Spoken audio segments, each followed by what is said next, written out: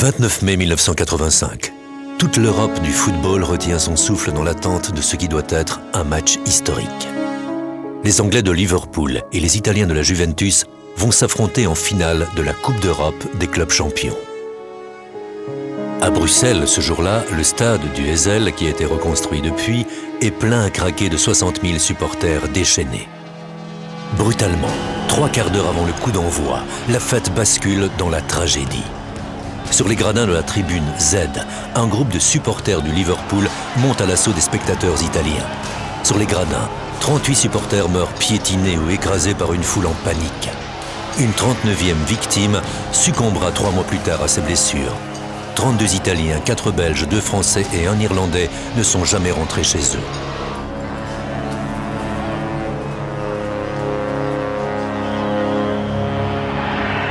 Pendant plus de 2 heures, ce soir-là, le stade chauffé à blanc est totalement hors contrôle des forces de sécurité belges. Et le plus incroyable, au milieu du sang et du chaos, les officiels ordonnent le coup d'envoi de la finale.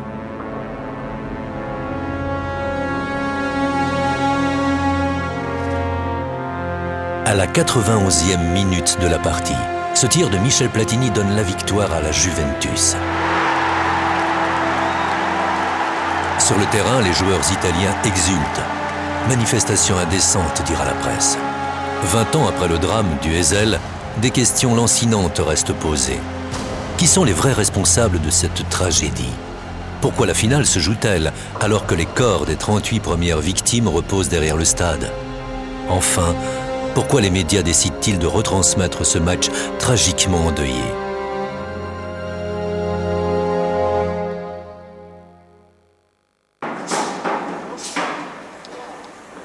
Parmi les 39 victimes du Heysel, 2 facteurs, 2 cuisiniers, 3 médecins, 4 étudiants, un mécanicien, un soldat, un écolier, un fermier, un chauffeur de taxi, des commerçants, un photographe de mode. Et Domenico, un ouvrier du bâtiment, comme ses cousins Armando et Danilo Ragazzi. Il y a 20 ans, les 3 cousins et un ami sont partis de Milan vers le stade du Heysel. Depuis l'enfance, ils partageaient la même passion du foot. Depuis l'instant où je suis né, depuis l'instant où j'ai appris qu'un ballon de foot est noir et blanc, j'ai été noir et blanc. Blanc et noir, les couleurs de la Juventus, la Juve, comme disent affectueusement ses supporters. Une fois que la Juve était en finale, on s'est décidé. La question ne se posait même pas. Nous devions y aller. On devait être une vingtaine. Chacun disait « je vais y aller ». À la fin, pour être sûr, j'ai acheté 4 tickets. Tout le monde disait « je veux y aller, je veux y aller ». Je suis revenu au village et les seules personnes que j'ai pu trouver pour m'accompagner étaient Armando et Danilo. Je n'ai pu trouver personne d'autre pour le 4e ticket. On est reparti, on est allé au café et mon cousin est arrivé, Domenico.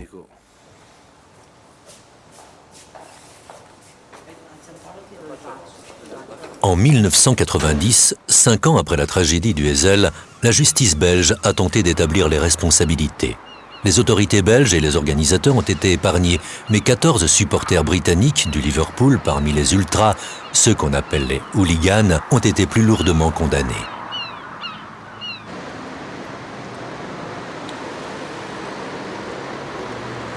Terry Wilson est l'un de ces supporters sanctionnés par la justice.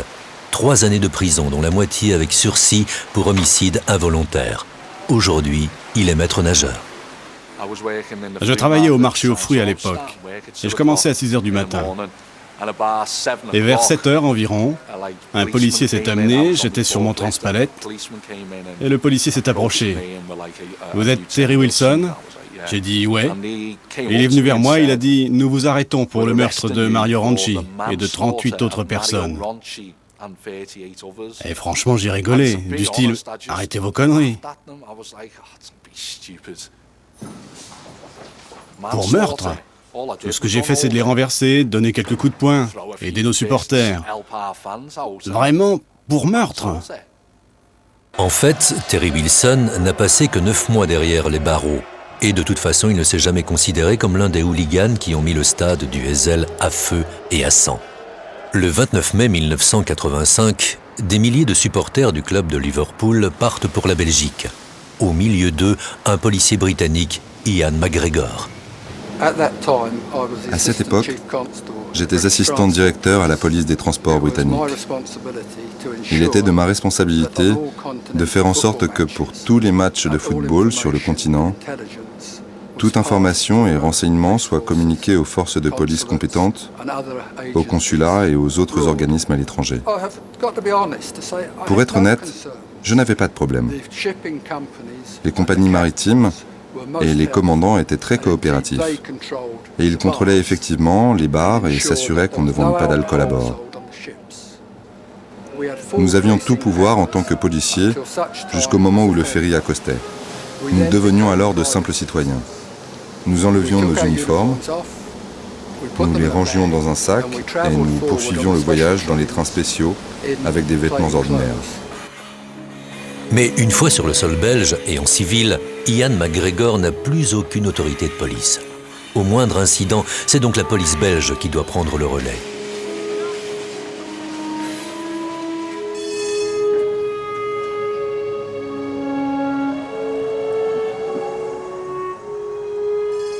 « 20 ans après cette finale européenne, Tony Chin revient sur ses pas à Bruxelles. En 1985, il est le garde du corps de l'équipe de Liverpool. Et à l'époque, il loge avec les joueurs dans cet hôtel. Bruce Grobbelaar, l'ancien gardien de but de l'équipe, est lui aussi de retour en Belgique. Les deux amis n'ont rien oublié de cette journée terrible. Pour les joueurs de Liverpool, cette finale se présente bien. L'année précédente, ils ont gagné la coupe et ils sont bien décidés à ne pas laisser leurs adversaires de la Juventus la leur arracher. Le jour de la rencontre, des milliers de supporters aux couleurs de la Juve envahissent Bruxelles. Les cousins Ragazzi et leur ami Guido Corini ont conduit toute la nuit. Au matin, ils s'attablent dans ce café face au stade du Heysel. Comme tous ceux qui ont fait le voyage, ils ont pour leur équipe des rêves de victoire plein la tête. Toute la journée, pendant le trajet vers les matchs, nous parlions de ce qui pourrait se passer, qui allait gagner, qui marquerait. Est-ce que Platini marquerait? Bien sûr, on aurait pu perdre, mais on était de loin la meilleure équipe. Oui, il y avait bien quelques supporters bourrés, mais il y avait des Italiens qui avaient bu aussi. On jouait tous ensemble au foot, à l'extérieur du stade, on s'échangeait nos écharpes, nos drapeaux. J'ai échangé mon écharpe, j'ai donné la mienne à un supporter de Liverpool, et il m'a donné la sienne.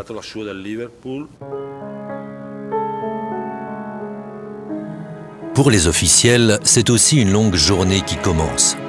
Tôt dans la matinée, Keith Cooper, qui s'occupe des sponsors de cette finale européenne, est invité à faire le tour du stade.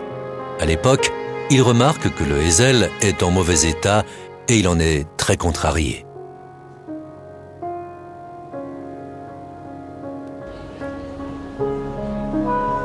À 11h, à l'hôtel de ville, il se rend à la réception des officiels et est décidé à évoquer les détails qui l'inquiètent.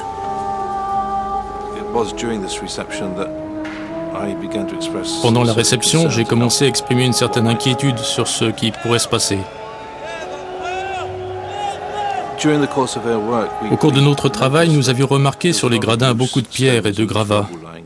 J'ai donc pris une de ces pierres, à peu près de la taille d'une balle de cricket, rugueuse, anguleuse. Ça me semblait un peu imprudent que l'on n'ait pas pris plus de soin à préparer le stade et à s'assurer que ce genre de choses ne traînerait pas à portée de main. Peu après la tragédie du Heysel, l'ancien stade délabré sera reconstruit. En rasant le vieux stade, la Belgique tente ainsi d'effacer le souvenir honteux de l'une des journées les plus noires du football européen. Le nouveau stade flambant neuf est même débaptisé. Il s'appelle aujourd'hui le stade Roi-Baudouin. Le 29 mai 1985 est une journée magnifique en Belgique. Ces deux couples d'Italiens, les Antonini et les Moschini, ont fait le voyage eux aussi. Une finale extraordinaire en perspective et une belle occasion de découvrir Bruxelles entre amis. Fausto et moi, nous avions déjà voyagé ensemble, mais c'était la première fois que nous allions voir un match de football. Il n'était pas vraiment un supporter acharné de la Juve comme je l'étais. J'essayais de leur faire comprendre que c'était une chose de regarder un match à la télévision, mais que c'était tout différent de le vivre dans le stade. En centre-ville, la journée avance. L'excitation des supporters anglais est palpable. Et la bière a déjà beaucoup coulé. À 17h, le stade ouvre ses portes. La famille Ragazzi a des places sur la tribune Z et s'y installe. À ce moment-là, tout est encore calme. Domenico, lui, descend vers la partie inférieure des gradins à la recherche d'une parfaite visibilité. Le stade se remplit. Toutes les tribunes sud sont réservées aux tifosi italiens de la Juventus. Au nord, juste en face, ce sont les supporters anglais.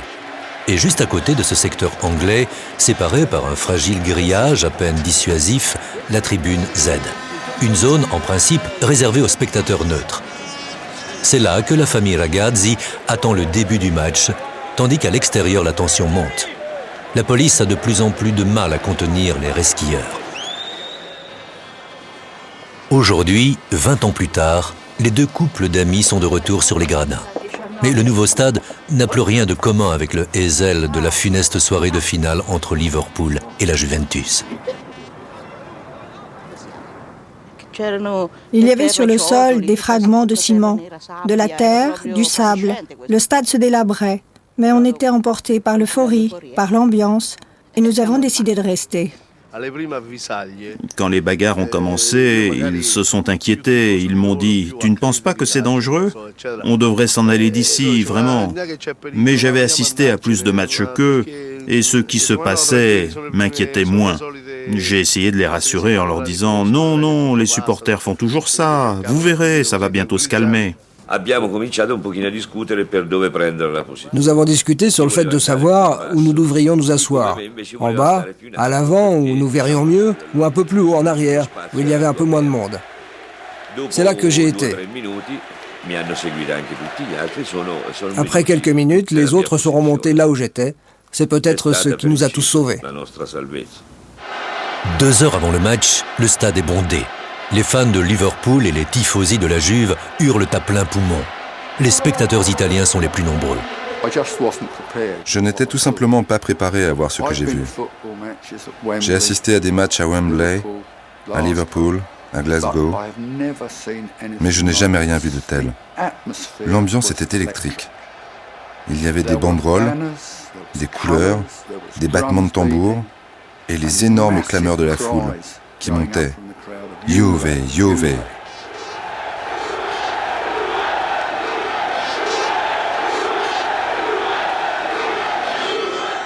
Ils avaient complètement pris possession du terrain. « 18h15. En arrivant au stade, les joueurs de la Juventus font le tour de la pelouse pour sentir battre le cœur des 60 000 spectateurs déjà déchaînés. L'équipe anglaise arrive à son tour et découvre un public surchauffé qui exige une finale inoubliable. «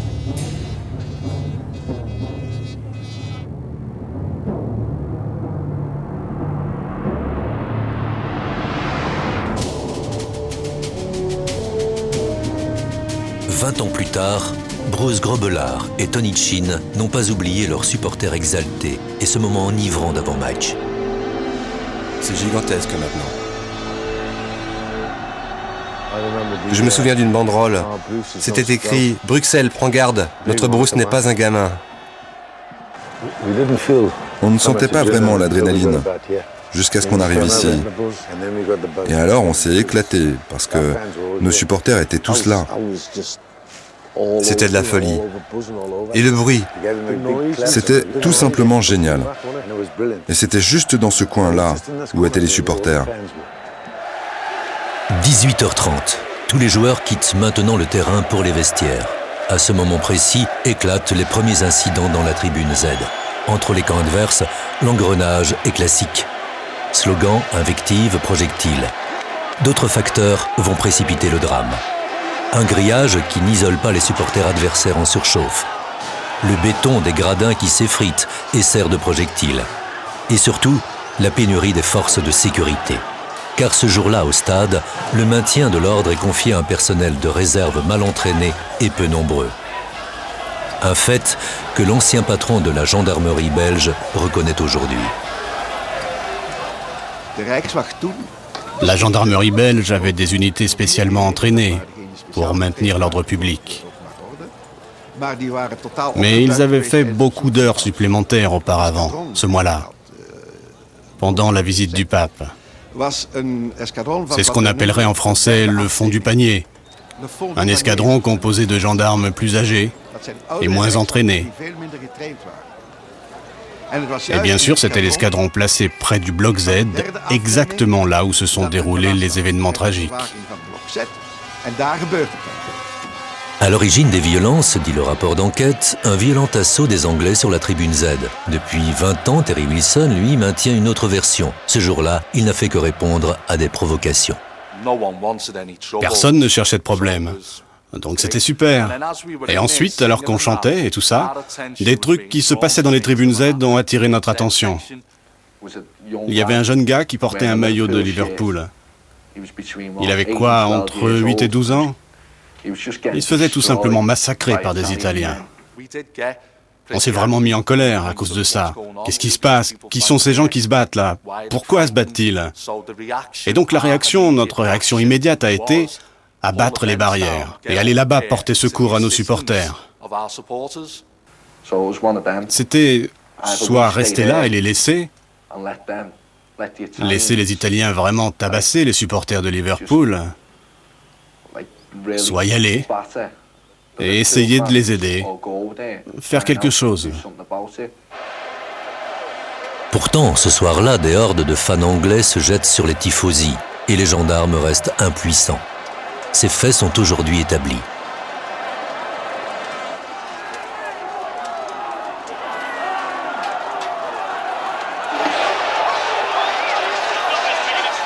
La panique augmente de minute en minute. Une poignée de policiers se débat dans une situation qui s'avère très vite hors contrôle.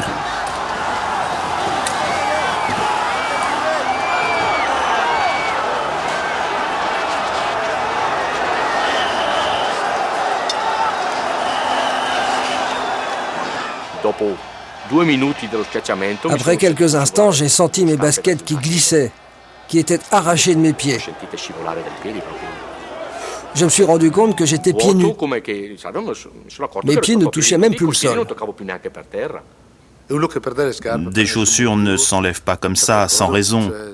Nous étions tellement compressés les uns contre les autres, comme des sardines, qu'il était impossible de bouger un seul muscle. C'était ça. On n'avait même pas le temps de réfléchir. On ne pense à rien dans pareil cas. Je ne pouvais penser à rien. On pense juste que dans un instant, tout le monde va s'écarter et que tout redeviendra normal.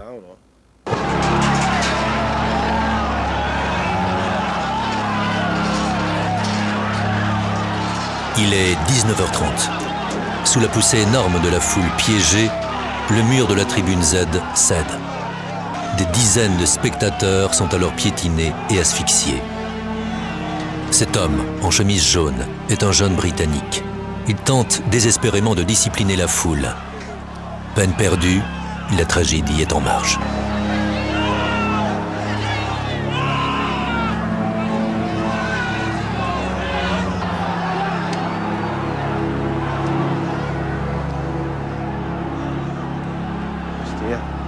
C'était juste ici. Des gens qui tombaient là, comme une cascade. Avec ces bruits sourds. Il faisait un bruit, vous savez, pas un bruit violent, mais il y avait les hurlements. L'écroulement d'un mur trop vétuste n'est pas le seul responsable des morts au stade du Heysel. Au contraire, la brèche a sauvé de nombreuses personnes sur le point d'être écrasées sous la pression de la foule. Ceux qui ont péri ont été, pour la plupart, piétinés par les spectateurs en état de panique.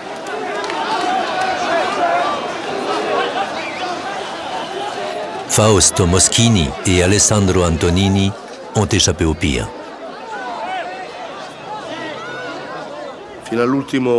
J'ai tenu la main de ma femme aussi longtemps que j'ai pu.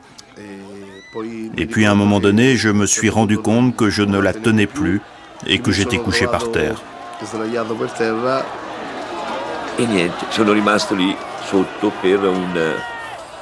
Je suis resté coincé là-dessous 3, 4, 5, 10 minutes. Je ne pourrais pas vous dire exactement parce que les minutes me semblaient une éternité. Je ne voyais rien, Je ne pouvais pas respirer, j'avais perdu mes lunettes et je voyais flou. Et je ne pouvais pas vraiment voir quoi que ce soit.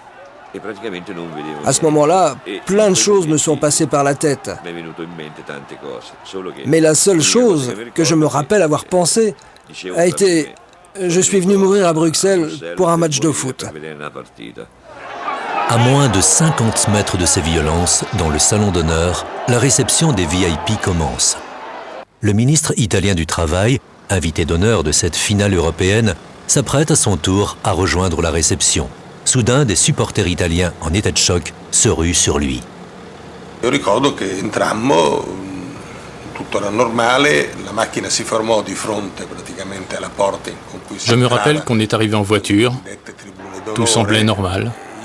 La voiture s'est arrêtée juste en face de l'entrée du hall VIP et je suis sorti. Et tout à coup, des gens sont venus vers moi en courant. Et ils m'ont arrêté en criant « Monsieur le ministre, aidez-nous !» C'était terrible. Ils étaient nombreux, traumatisés et certains couverts de sang.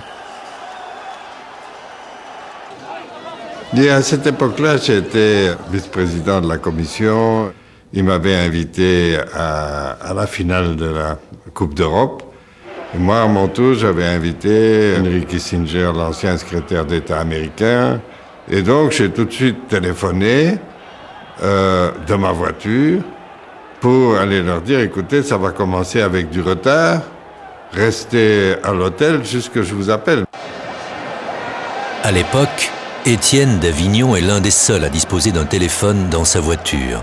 Mais lui se préoccupe surtout de ses invités de marque.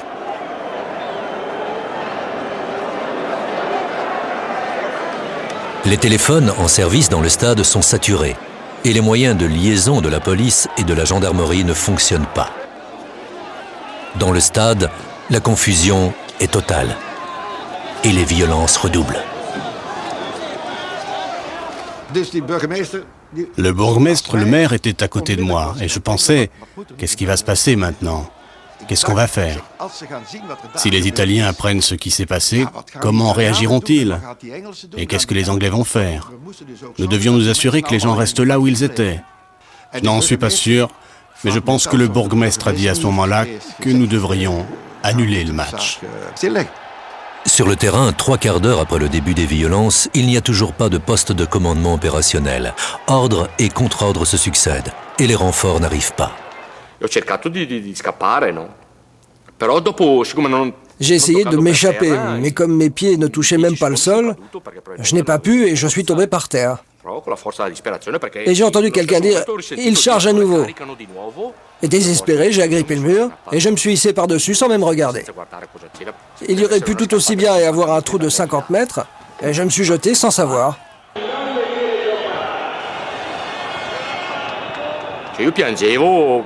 Je pleurais, je crois que c'était à cause de la peur, à cause de ce que je venais de vivre. J'avais l'impression d'avoir la fièvre. Tout cela était atterrant. Mais parce qu'il le faut, vous vous reprenez, vous pensez, où est Danilo? Où est Armando? Où est Domenico?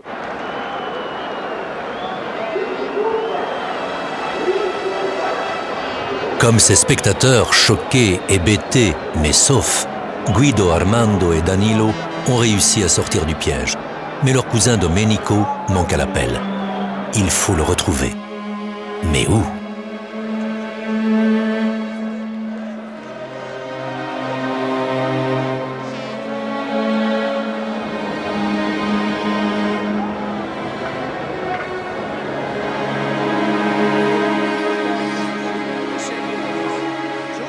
Comme d'autres victimes, Tiziana Antonini gît sur le sol, sans connaissance, piétinée par la foule.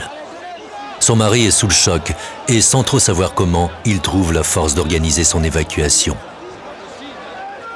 Son ami Fausto est parti mettre son épouse à l'abri. Alessandro se sent désemparé.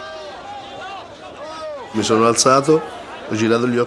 me suis relevé, j'ai regardé autour de moi. Ma femme gisait à 2 mètres de là.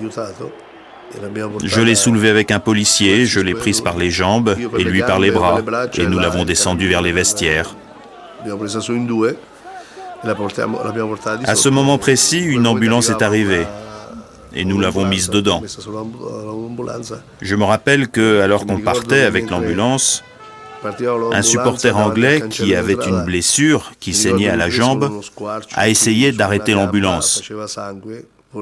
J'ai attrapé le chauffeur par le cou et je lui ai dit « Si tu t'arrêtes, je te tue ». C'est un spectacle de cauchemar. Une poignée de secouristes désorganisés, des gendarmes débordés, des blessés et des morts, comme sur un champ de bataille. À quelques mètres de là, les joueurs, les officiels, la presse. Une rumeur court déjà. Il y aurait des morts et des centaines de blessés. Ma première réaction a été « Enlève ton manteau, vas-y et aide ». Et depuis, j'ai pensé que j'étais peut-être sans cœur, mais je pensais « Non, tu ne peux pas. Tu ne vas rien faire. Tu es dans la zone italienne. Sors de là parce que tu as provoqué les gens. Fais quelque chose de positif. Fais quelque chose d'utile. Ce match ne peut pas être joué. » Ce sont justement les interventions efficaces qui manquent le plus. La pelouse est envahie. Maintenant, le récit des violences de la tribune Z a fait le tour du stade et les tifosi italiens crient vengeance. Le stade est une immense poudrière.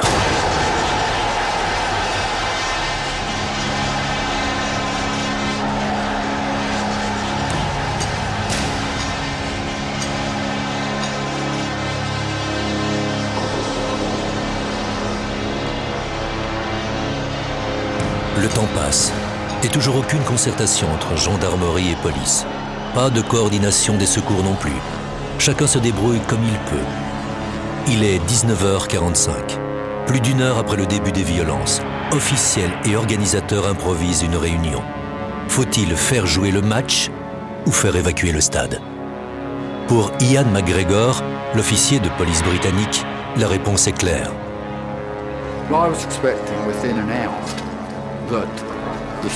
Je m'attendais à ce que le stade soit évacué en 1 heure et que bus après bus, les supporters soient amenés à la gare.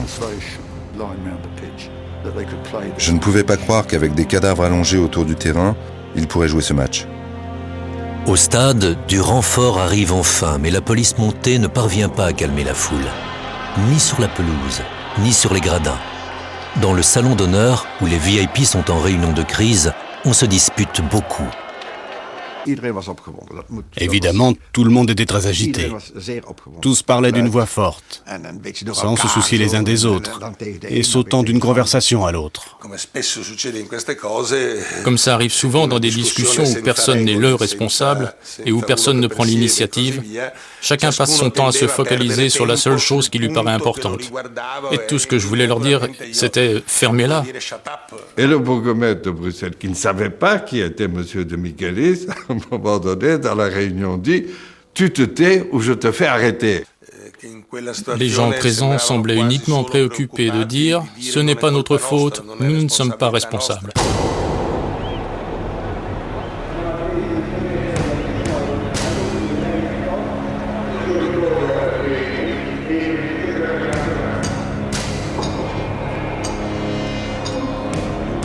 Dès que la folie s'est emparée des supporters, les joueurs de Liverpool ont été consignés dans leur vestiaire par leur manager Joe Fagan, qui porte ici le numéro 13, et tente de calmer des supporters anglais déchaînés. Des tifosi ont fait irruption dans les vestiaires de la Juve. Aussitôt, les joueurs se sont précipités aux nouvelles sur le terrain.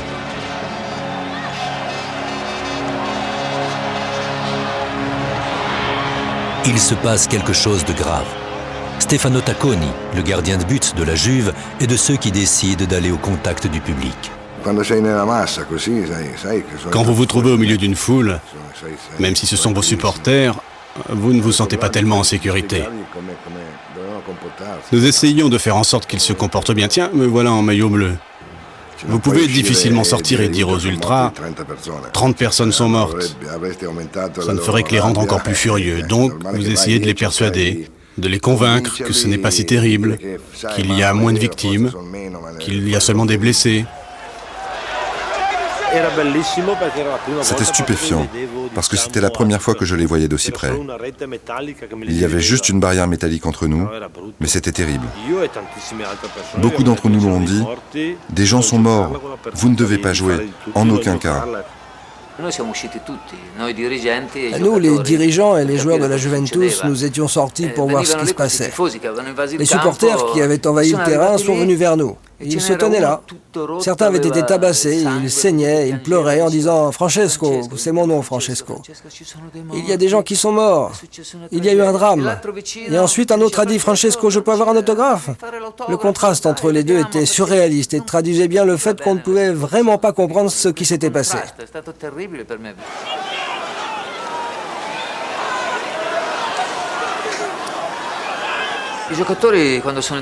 Quand je suis retourné dans les vestiaires, quelques joueurs étaient assis, la tête entre les mains, occupés à pleurer. Certains étaient malades, d'autres s'étaient déjà douchés et étaient prêts à partir. Psychologiquement, ils étaient totalement incapables de jouer. Le désespoir dans les vestiaires, la débandade des forces de l'ordre, la discorde chez les officiels et les moyens de communication hors service. Et de minute en minute, le nombre des victimes s'alourdit. Vers 20h, plus de 30 morts et plusieurs centaines de blessés sont officiellement recensés. Les télévisions ont relayé l'information. Mais sur les gradins du Heysel, on ne perçoit pas encore l'ampleur de la tragédie.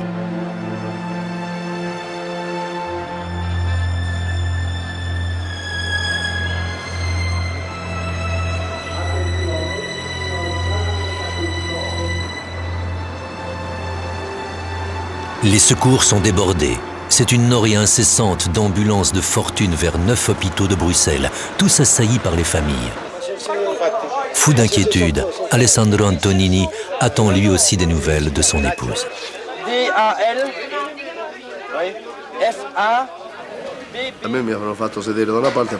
Ils m'ont fait asseoir et un médecin m'a examiné. Mes lèvres et ma langue étaient noires et je ne pouvais pas parler. Il m'a expliqué l'état de ma femme. Elle était dans le coma. La première chose à faire était de la sortir du coma. Et ensuite, il serait capable d'évaluer combien de temps son cerveau avait été privé d'oxygène et s'il y avait des lésions cérébrales. J'étais seul dans cet océan de gens désespérés. Des gens allaient et venaient, certains étaient blessés, d'autres ne parvenaient pas à joindre leurs proches chez eux en Italie. Il y avait des gens qui ne savaient pas à quel point les blessures de leurs amis étaient graves.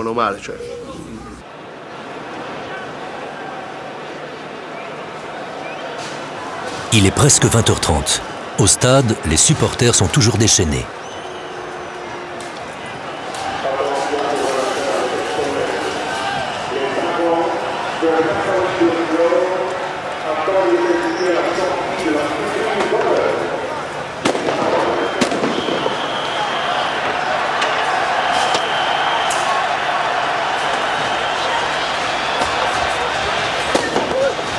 À quelques pas de là, dans le salon d'honneur, les officiels continuent de se quereller, incapables d'arriver à la moindre décision commune.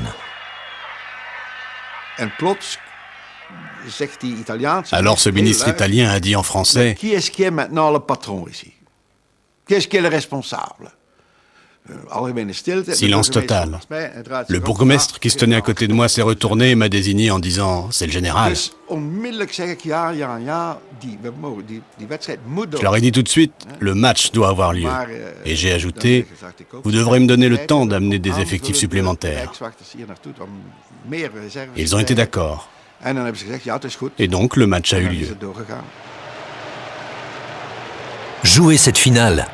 Le général de gendarmerie vient enfin de formuler la décision qui libère les mauvaises consciences. La solution, que personne pourtant ne voulait être le premier à suggérer.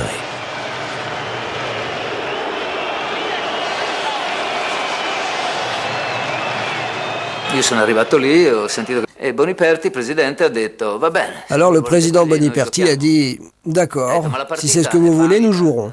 Mais est-ce un vrai match? Est-ce qu'il va compter ?» Et les gens de Liverpool ont répondu « Si nous jouons, nous voulons que ce soit un vrai match. » Et les patrons de l'UEFA ont dit « Oui, quel que soit le résultat, ça compte. » J'avais l'impression que les deux présidents des clubs, comment dirais-je, s'inquiétaient plus du résultat du match, de qui allait gagner, que de la tragédie. À 22h40, les capitaines des deux équipes lancent un appel pour ramener le calme dans les tribunes.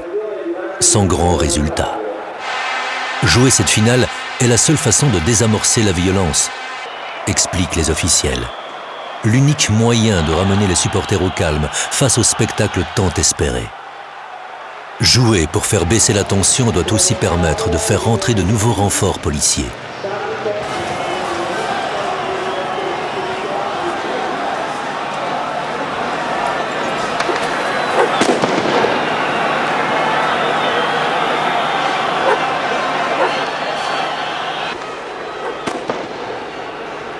Du côté de la presse internationale, c'est aussi la confusion. Les chroniqueurs sportifs sont bouleversés. À l'heure du coup d'envoi, tous savent que plusieurs dizaines de cadavres sont allongés à 2 pas de leur tribune. Entre les journalistes et au sein des rédactions, un bref débat s'engage. Faut-il quand même retransmettre cette finale? Mais il faut trancher vite, car le match va commencer. Et puisque la partie se joue, alors il faut la commenter. Seule la ZDF, la télévision allemande, annule sa retransmission. La ZDF a décidé de ne pas retransmettre ce match. Un match qui a pour but non pas de jouer une finale de Coupe européenne, mais d'empêcher davantage d'hystérie collective et de calmer les supporters le plus possible. À 21h45, les joueurs entrent sur le terrain. Au sein des équipes, la discipline a finalement eu raison des états d'âme.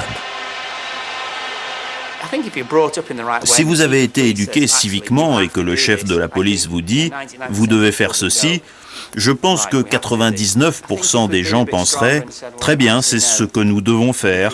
S'il dit qu'on doit jouer et que la Juve dit la même chose, alors nous devons jouer. Mais c'était des conneries. Tout ce qu'on aurait dû faire, c'était de renoncer au match et de rentrer à la maison. Oui, on aurait pu dire ça. J'aurais pu dire que je ne voulais pas jouer. Mais alors les conséquences? Qu'est-ce qui me serait arrivé si ça s'était produit? En tant que joueur, vous êtes lié au club par contrat, et vous leur appartenez. Donc vous devez faire ce qu'ils disent. Bien sûr, j'aurais pu simplement dire « non, je ne veux pas jouer ». Mais le gamin qui était assis sur le banc à l'époque, il voulait jouer. Mais du côté de la Juve, certains joueurs ont renaclé. Quelques-uns des joueurs ne voulaient pas jouer, donc Trapattoni et moi, on a dû leur remonter le moral. On leur a dit, voilà, ils nous font jouer, alors on va jouer pour préserver l'honneur des gens qui sont morts, pour leur offrir un bel adieu. Ils nous ont forcés à jouer, nous devons jouer. Comme les soldats dans les tranchées, avec les bombes qui leur tombent dessus et les gens qui sont tués, ils doivent poursuivre le combat, envers et contre tout.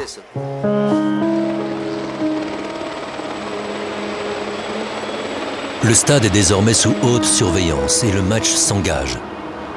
Vu de ce côté-ci du stade, la concentration, la technique des joueurs, tout semble normal. Mais il y a l'envers du décor. À 2 pas de là, des cadavres sont allongés sous une tente. Les ragazzi cherchent toujours leur cousin Domenico et ils ont très peur de le trouver sous cette tente. Je l'ai reconnu à ses chaussures. Il y avait 2 cadavres sur son corps, mais c'était lui. Nous nous sommes pris dans les bras et nous avons pleuré. Rappelez-vous qu'à l'époque, j'avais 21 ans, mon frère 23 et Guido 26. Nous étions très jeunes et à 1000 km de chez nous. À ce moment-là, mon sang s'est glacé. On était partis depuis 5 minutes, alors on a décidé, bon, les gars, on doit annoncer que Domenico est mort et que nous on n'a rien. On devait appeler la maison parce qu'ils avaient certainement vu ce qui s'était passé à la télé et ils devaient envisager le pire. On a dit, allons sonner aux portes, il y aura bien quelqu'un qui nous comprendra. Mais personne ne nous a répondu. Personne. On ne pouvait pas appeler la maison, alors on est retourné à la voiture, mais une fois là, on s'est rendu compte qu'on n'avait pas les clés. Qui avait les clés? Domenico, bien sûr, dans sa poche. Alors j'ai attendu, près de la voiture, et Danilo et Armando sont repartis. Je ne pouvais pas me résoudre à rentrer dans la tente. Alors mon frère y est allé, mais la police l'a empêché d'entrer. Mon frère a essayé d'expliquer. Des clés de voiture. Il est finalement entré, il a récupéré les clés. Je ne sais pas s'il a embrassé Domenico pour lui dire au revoir. Et alors on est retourné à la voiture. Ils étaient occupés à charger les morts pour les emmener à la morgue. Il est presque 22h30. Le cœur serré, la famille Ragazzi reprend la route pour l'Italie. Le match de finale européenne bat son plein. Et derrière les tribunes bondées, un macabre convoi se met en route.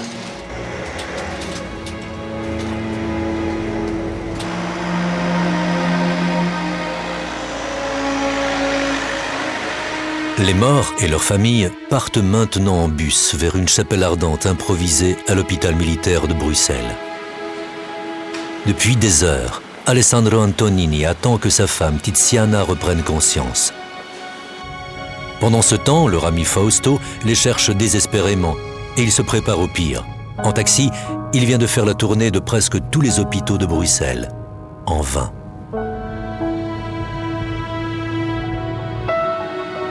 Fausto arrive à l'hôpital militaire. C'est le 8e qu'il visite. Et il a un mauvais pressentiment. C'est là que les supporters morts au stade ont été regroupés.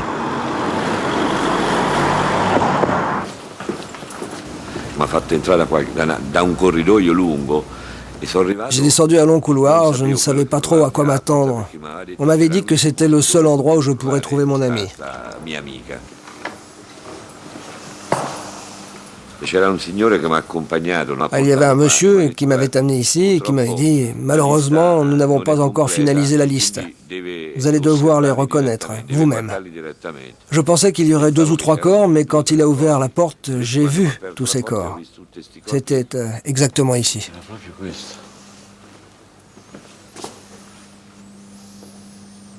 Je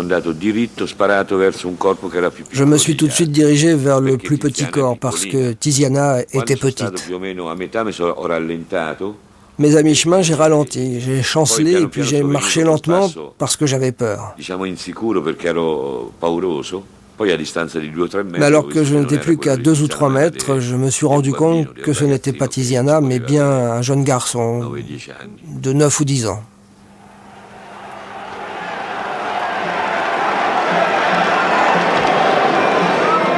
Dans le stade du Heysel, la première mi-temps s'achève sur un nul, 0-0.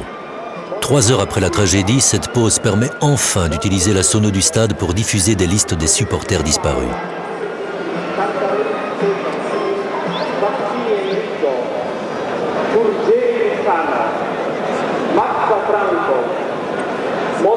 Ce soir-là, le patron des services techniques du stade s'est occupé personnellement d'établir ces listes. En marge de cette tâche, il n'a pas oublié des scènes déconcertantes.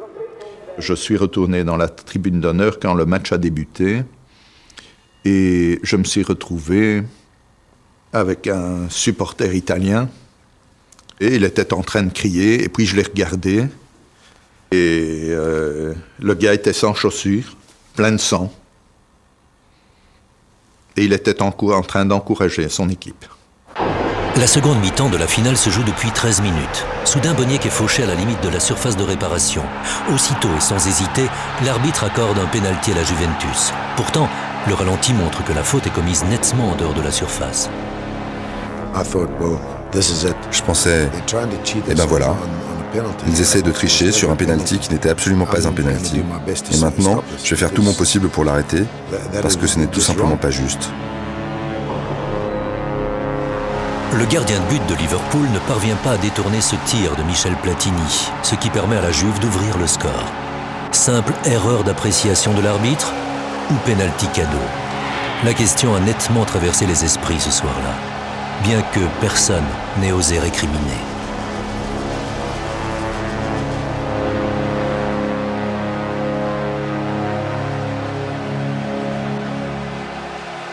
À l'hôpital, Alessandro Antonini perçoit les clameurs du stade. Il attend des nouvelles de sa femme, toujours inconsciente. Lui a eu de la chance. La langue tuméfiée, quelques ecchymoses et des lunettes brisées. Et puis son ami médecin Fausto, qui le cherche depuis des heures, vient enfin de le retrouver. Il a appelé un médecin et il lui a dit qu'il était également médecin. Et ils sont entrés. Un de mes verres de lunettes était cassé, je m'en souviens. Il est ressorti et il m'a dit « Allons voir votre femme ». Nous sommes entrés dans la chambre de Tiziana. Il m'a dit de lui serrer la main, je l'ai fait. Elle a ouvert les yeux et a montré du doigt mes lunettes cassées en demandant ce qui s'était passé.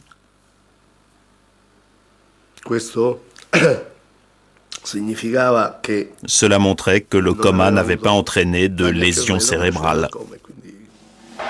Au stade, le match s'achève. Le pénalty de Michel Platini signe finalement la victoire de la Juve. Autre question que tout le monde se pose en secret en cette soirée tragique pour l'Italie.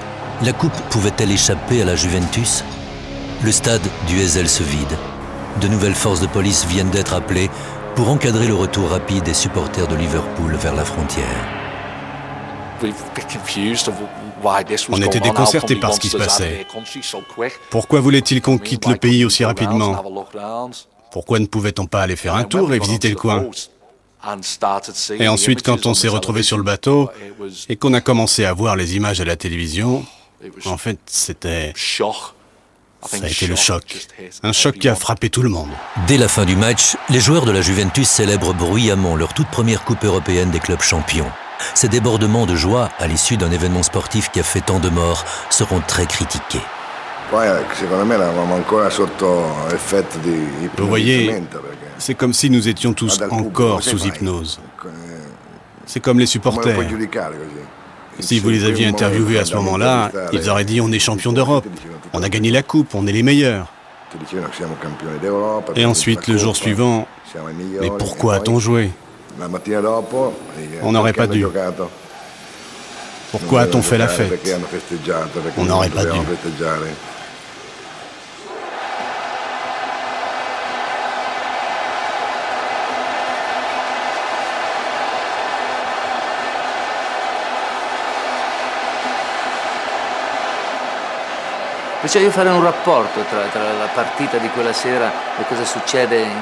J'aimerais comparer ce qui est arrivé cette nuit-là avec ce qui arrive à la guerre. Ce n'est pas très joli. En dépit des morts et du carnage, vous vous réjouissez au moment de la victoire parce que vous avez pris votre revanche sur l'ennemi. En fait, vous ne pensez pas très clairement. Plus tard, vous repensez à tous ceux qui sont morts, vous ressentez du respect, du chagrin. Mais à ce moment précis, il n'y a que la revanche, comme si tu disais « on a battu les Anglais après qu'ils aient tué nos supporters. On leur a montré que rien ne peut nous vaincre. »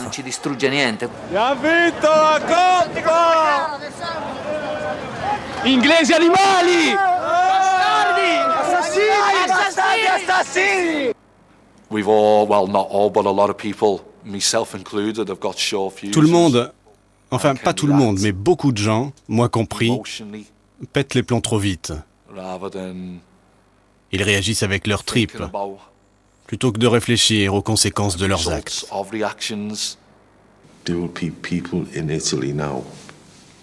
Vous savez, maintenant il y a des gens en Italie qui mépriseront toujours les Anglais ou les gens de Liverpool. C'est là que nous avons perdu. C'est là que tout le monde est perdant. Parce que si on n'en parle pas, et si on ne met pas ça au grand jour pour essayer de comprendre, alors ça sera perdu à tout jamais.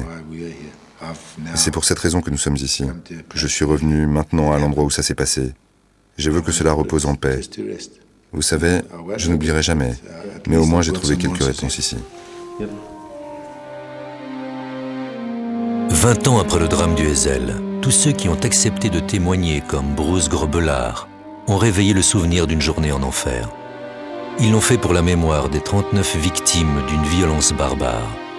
De leur côté, les dirigeants du football européen et beaucoup des organisateurs de cette coupe maudite à Bruxelles ont préféré garder le silence. Sanctionnés après le Heysel, les clubs de football anglais ont été écartés pour 5 années des compétitions européennes. Liverpool et ses hooligans en ont été bannis pendant 7 ans. Mais 20 ans plus tard en Europe, les leçons du Heysel ne sont pas venues à bout des hordes de supporters qui déferlent toujours sur les stades de football pour déchaîner la haine et la violence.